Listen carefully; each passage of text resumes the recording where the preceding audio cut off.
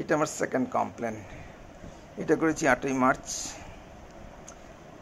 2000 sorry, এই second কমপ্লেনটা করেছি আমি 8ই মার্চ 2019।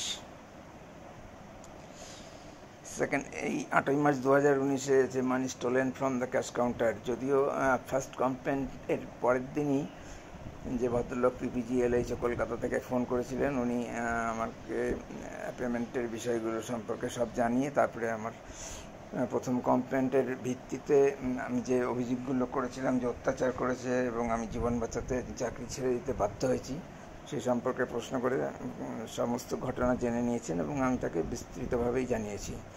সেই চুরির দিন থেকে শুরু করে সব 36 মিনিট কথা হয়েছিল, ফুটেজ আছে, ভয়েস রেকর্ড আছে। ওটা থেকে আমি সামান্য একটু শুনিয়ে দেবো, যে ওটা ভয়েস রেকর্ডটা শুরুতে কথার শুরুটা শুনিয়ে দেবো আর শেষের দিকে একটু শুনিয়ে দেবো।